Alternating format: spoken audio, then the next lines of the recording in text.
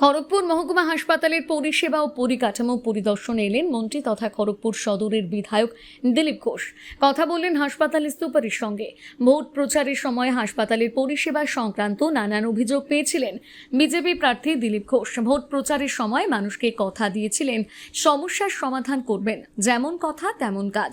সরকার পরিবর্তনের পর মন্ত্রী পদ পেয়েছেন খড়গপুর সদরের জয়ী বিজেপি প্রার্থী দিলীপ ঘোষ।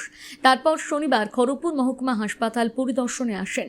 দীর্ঘক্ষণ খড়গপুর মহকুমা হাসপাতালের দায়িত্বপ্রাপ্ত সুপার ডক্টর গৌতম মাইতির সঙ্গে নানান সমস্যা নিয়ে দীর্ঘক্ষণ কথা বলেন।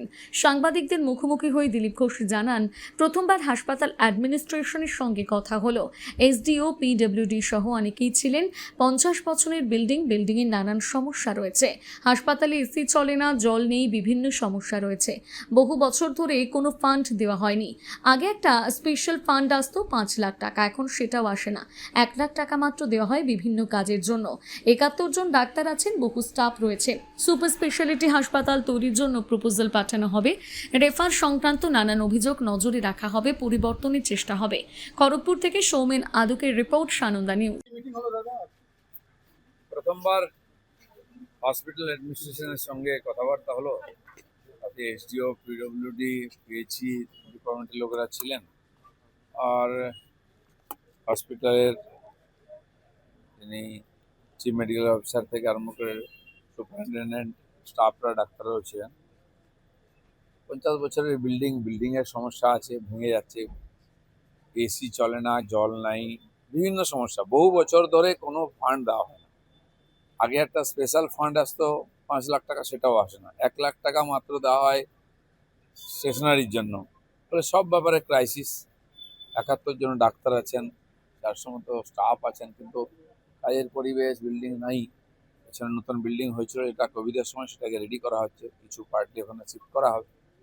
বাকি একটা বড় আমাদের কাছে রিকোয়ারমেন্ট এসেছে বিভিন্ন ডিপার্টমেন্টের জন্য। আমি হেলথ সেক্রেটারির সঙ্গে দেখা করব, আমাদের সিএমওকে নিয়ে কথা হয়েছে, আর ধীরে ধীরে পরিবর্তনের চেষ্টা হবে। দাদা, এখানে তো দুটি তিনটে ন্যাশনাল হাইওয়ে আছে।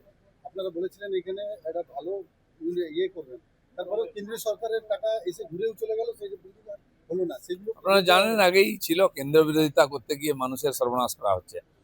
তো সেই জন্য বাকি যে ফান্ড কেন্দ্রে আসে, সেগুলো তো আসবেই। রাজ্যকে আমরা আগ্রহ করবো, এত বড় হসপিটাল, লক্ষ লক্ষ লোকের এখানে পরিষেবা হয়, পাশে হাইওয়ে আছে, অ্যাক্সিডেন্ট হলে তার থাকার জায়গা নেই।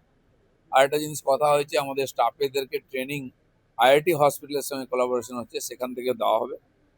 আর মিনিমাম কিছু মেশিনপত্র ইমিডিয়েট চাই, যাতে এখানকার পরিষেবাটা চলতে পারে।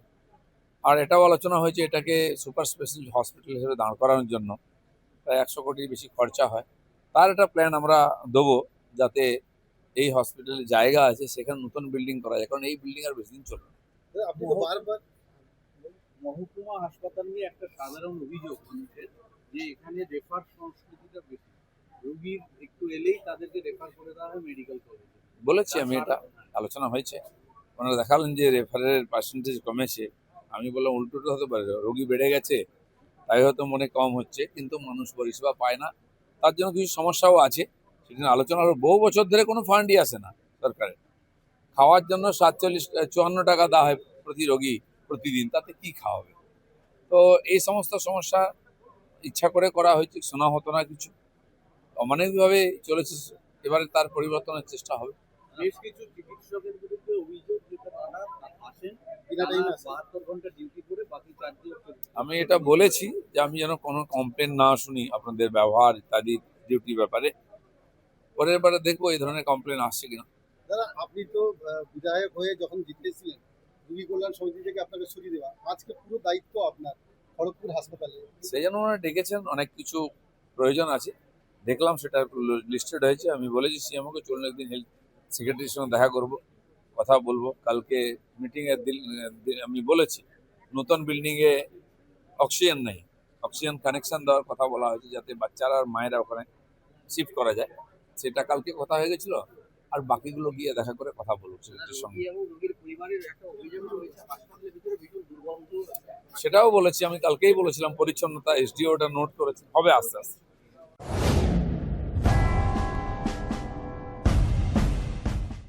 আপনার উজ্জ্বল ভবিষ্যতের লক্ষ্যে এক নির্ভরযোগ্য পদক্ষেপ মেদিনীপুর ইনস্টিটিউট অফ টেকনোলজি। আমাদের কেশিয়ারি সেন্টারে বর্তমান সেশনে বিভিন্ন টেকনিক্যাল কোর্সে ভর্তি চলছে। আমাদের এখানে রয়েছে fitter, electrician, automobile engineering, computer hardware এবং এসি ফ্রিজ রিপেয়ারিং সহ আরও অনেক কর্মমুখী কোর্স।